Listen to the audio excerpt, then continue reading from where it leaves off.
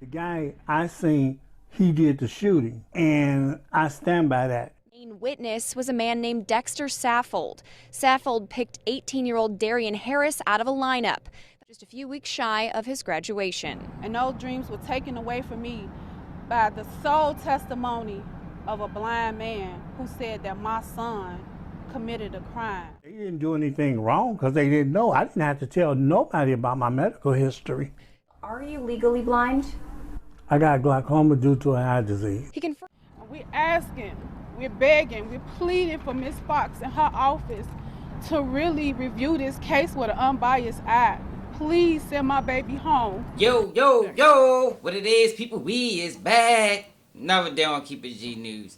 And then, y'all know how it is on my channel. Y'all know, for the longest time, I've been talking about the criminal justice system. You know, I call it the criminal barter system. You feel me? Because I know countless people, and I'm sure most viewers, you know, if you're from an urban environment in the black community, you know a lot of people have been done dirty by the system. You understand? I've been a victim myself, you know. And I know guys, from falsifying evidence, I mean, to people getting beat up by police and getting drugs planted on them, to making witness corroborate a story that's not really there, to even a witness pleading guilty to crimes that they never committed. Straight up, like these are stories of people that I know personally, even some of my own. But I never seen nothing like this, man. Straight up, y'all. So in this video, we going to go to Chicago because I think a serious miscarriage of justice went down in Chicago in 2014. So before I get to the injustice, right? Y'all seen them clips in the beginning, so y'all basically know what we dealing with. We dealing with a witness that was deemed legally blind, but was able to testify in It's a court. huge update in a case the CBS 2 investigators helped expose more than 4 years ago. Today, a Cook County judge vacated the murder conviction of a man named Darien Harris. He's been locked up for more than a decade. Much of the decision hinged on the testimony of a main eyewitness.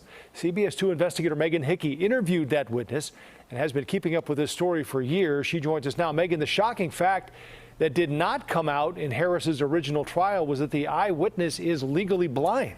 Right, Joe, and it was a horrible surprise for Darien's attorneys when I interviewed them back in 2019. I even tracked down that eyewitness to get his side of the story. And while this is a huge development in this case, it's not the end of the road for Darien and his family. But Mr. Saffold, are you legally blind? I got glaucoma due to an eye disease. That was Dexter Saffold back in May of 2019 when he agreed to let me interview him under the condition that we hide his face. He confirmed to me that the medical records attached to this disability federal lawsuit filed back in 2003 are authentic. 2 separate doctors attested to the fact that Saffold is legally blind and had been for at least a decade before the June 2011 shooting at this BP gas station at 66th and Stony Island that ultimately sent 18-year-old Darien Harris to prison for murder. They didn't do anything wrong because they didn't know. I didn't have to tell nobody about my medical history.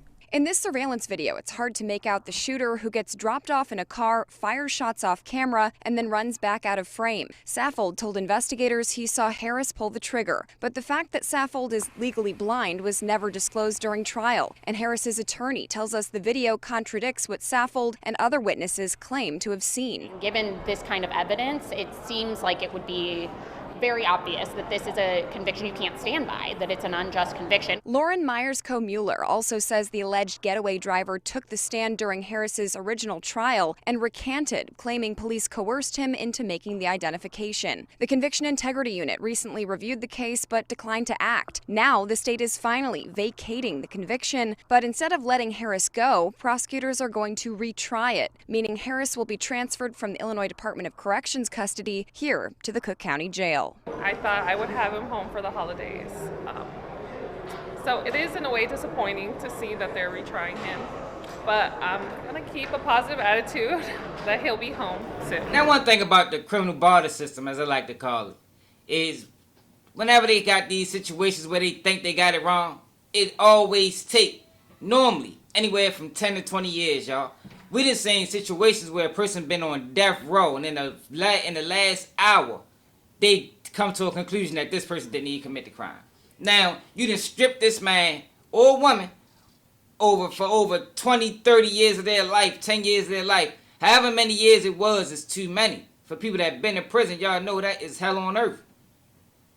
The damage that does to the brain, like, I don't think no money can cure. Now, you see they vacated his sentence. And the reason why they vacated his sentence, because they found out, was something that they should have known, that the witness is legally blind. Now, what constitutes legally blind? And what is the vision for a person that's legally blind? These some of the things I didn't know until I ran across this article. So in this article I'm ready to read for y'all, it depicts exactly how blind this man really was and really is, even still to this day.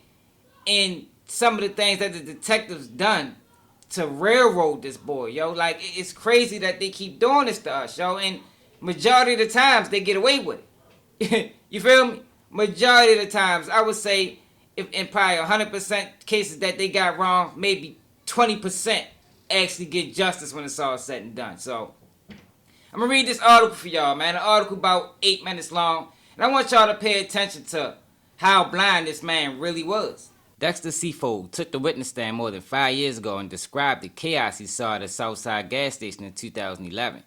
Seafold told Cook County Circuit Judge Nicholas Ford that he watched a man shoot and kill one man there and badly wound another, and pointed out who did it. The defendant, Darien Harris, the man in the courtroom wearing the jail jumpsuit.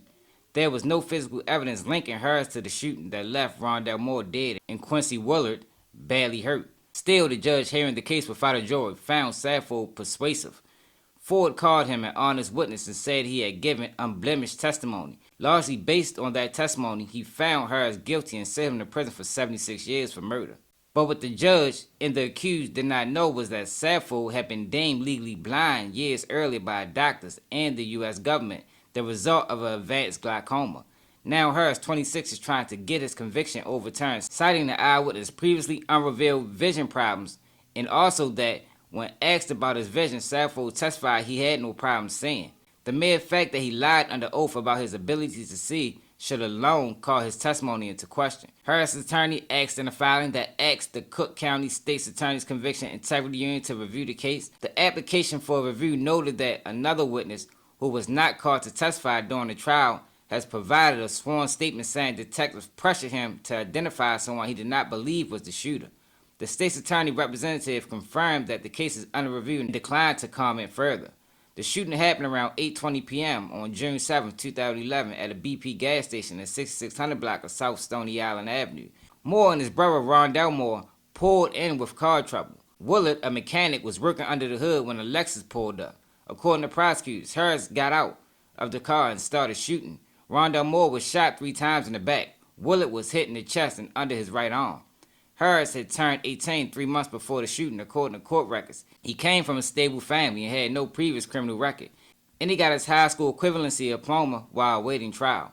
When Harris went to trial in 2014, Seafold testified that he was heading home from a fast food joint on his motorized scooter and was about 18 feet away when the gunshot started. He told the judge the shooter bumped into him, nearly causing him to drop the gun as he ran off. The issue of Seafold's vision came up when Harris' lawyer asked whether the man had diabetes. Seafold said he did. Asked by the lawyer whether he had vision problems, Seafold said, "Yes, I do," then said no, he did not have any difficulty seeing, and continued to testify. Seafold's vision problems have been documented in a handful of lawsuits he has filed over a span of 16 years. He has sued colleges, a landlord, and 2 employers. He said they discriminated against him because of his vision disability and sight limitations, court records show. According to the record, Seafold started receiving Social Security disability benefits in 2002 because of his vision, which a doctor diagnosed as 2400 in both eyes. That means that something a person with normal vision could see 400 feet away, he would be able to see only if he was 20 feet away. And his field vision was measured at 10 degrees in each eye. Records show 20 degrees or less and a person is legally blind. In one case, Seafold sued the City College of Chicago in federal court in 2012. He said that after he enrolled in the adult education class at Wilbur Wright College on the Northwest Side in early 2011 and gave medical documentation of his visual disability, he was to be provided with a note taker and large print documents in class, a visual monitor, and additional time during his test taking. But he did not get the accommodation according to his lawsuit. which said he struggled as a result to see the board in class, take notes, and participate. Saffold settled out of court for an undisclosed amount about 3 months before testifying against Harris. In an interview with Injustice Watch, Saffold said the shooter was near enough that he could see him and later identify him. "I don't know that man for nothing in the world," Saffold said of Harris. "All I know is that on this particular day, he shot somebody." Saffold, who said his eyesight has worsened to 2800, but varies from day to day, said he told prosecutors before Harris' trial about his vision problems. Neither of the two assistant state's attorneys on the case, Jack Sack and Denise Latterson, responded to requests for comment. Harris' trial lawyer, Donna Raturna, said the prosecutors did not disclose any information about Saffold's vision impairment. Jody Toney, then 53, was at work at the gas station the evening of the shooting and later told police he was about to ask the man whose car had broken down at the pump if he needed antifreeze. Tony told police that's when the shooter got there. Tony also told them that he had recognized the gunman, that about an hour earlier inside the store the man had threatened to blow his head off. Tony called police because he thought the man was stealing something. Lead detective Isaac Lambert and Devin Jones had Tony view a lineup that included Harris at what was then Area 2 Police Headquarters about a week after the shooting. Tony did not identify anyone as the shooter, according to police reports. In a sworn statement taken last June by Harris' current lawyer and a defense investigator, Tony said the detective coached him before the lineup, showing him a mugshot and telling him the man in the photo was the shooter. Tony said he told them no, that is not who he saw shoot Moore and Willard. He said the detective then had him view the lineup and that the shooter was not there. Tony said in the affidavit that the detectives got angry and that he thought they were pressuring him. He said they told him that if he made the identification, it would be one bad guy off the streets. Tony was not called to testify in 2014. He said in a statement that he was never contacted by Harris' attorney prior to trial. Since 2016, Chicago Police Department has, under most circumstances, prohibited detectives who are involved in the investigation from overseeing lineups. In 2011, though, Saffold, Tony, and Roland Moore were shown lineups by one or both of the lead detectives, according to police records. Saffold said he remembers the identification process well. About a week after the shooting, he said he went to the police station where he viewed the physical lineup and several photo arrays. Saffold said he cannot remember whether the photo arrays or the physical lineups were shown to him first, but that each instance he was able to identify Harris. Saffold said he did not feel pressured to pick Harris and that the detective wanted him to be absolute before he made any identification. During Harris' trial, prosecutors entered as evidence the physical lineup that Saffold viewed and said that is when he identified Harris as the shooter. They did not mention the photo of lineup Saffold said he was shown, nor any additional lineups noted in the police report. A police spokesman would not make Jones or Lambert, who both have been promoted to sergeants since Harris' case, available for an interview. 2 other witnesses linked Harris to the shooting, including one who recanted his identification in court, saying detectives had pressured him. Aaron Jones, who was driving a black Lexus that police pulled over right after the shooting, testified that he gave Harris a ride to a gas station before the shooting. Near the end of the testimony, though, Jones cursed and recanted the identification he had made to detectives of Harris, which came after he was held for 2 days in police custody. "He wasn't never in my car. He wasn't never in my car," Jones told the judge. "The detectives told me to say this." After being scolded by Ford, Jones testified that detectives told him he could face life in prison and that as a result of that threat, he told them whatever they wanted to hear. Roland Moore, the brother of the man who was killed, identified Harris in the lineup in court, but he had testified that was after friends showed him a music video in which both Jones' black Lexus and Harris appeared. In 2016, the Illinois Appeal Court upheld Harris' conviction. It cited Moore's apparent animosity toward Harris and acknowledged his credibility could be at issue. It also said Jones' courtroom recantation put the identification of Harris in doubt. Still, Saffold was a credible witness, appellate judge Michael B. Heyman wrote, citing surveillance video he said corroborates the testimony he and Moore gave. The video showed a man with thin build and a short hairstyle generally fit Harris, but it did not show the shooting or the shooter's face, which prosecutors acknowledged in their closing argument. Dexter Saffold was 18 feet away from this crime on a scooter, so more than likely he was moving. And with his vision impairment, look at this guy, man. This is a guy that has glaucoma. You know, this is how their vision normally looks. You know, eyes normally low. Sometimes it's a little bit red in their eyes. But for the most part, you can look at this person and tell this person has vision problems. Now, Dexter Saffold said he's seen this crime. And he's standing on it, even still to this day. He's saying this crime, but how can you see a crime when your vision don't even really allow you to see? Not clearly. Any person with this type of vision impairment should have not allowed to be able to testify as to a witness to anything. Because there's too much room for error, especially when you're talking about a murder case and a murder charge where this boy at the time was 18 years old, was sentenced to 75 years the rest of his life, y'all. The rest of his life. He's still in there, 26 years old now. Or how old is he? I mean, maybe close to 30. I'm just going to say that. Been locked up since he was 18, man. So majority of his juvenile life, majority of his adult life was spent behind prison walls. Now, can he come home and redeem himself? Maybe. Is any money going to cure this? I doubt it. But at the same time, they're going to have to pay. And they're going to have to pay handsomely just for even trying this man again, because the city of Chicago is going to try him again. And he don't need to be tried again because there was only one witness. And the other witness that they had on stand, he was coerced by the detectives. Everybody that was involved in this case need to be in trouble, y'all, even though we know that's not going to happen. You know, they're going to pay him off and they're going to sweep it under the rug. The judge need to be disbarred. This is just my opinion. Could be extreme. Them detectives that made Sergeant now, they should be fired, because this is somebody's life, y'all. Too often, yo, the system plays with black males and females' lives, and no one is held accountable.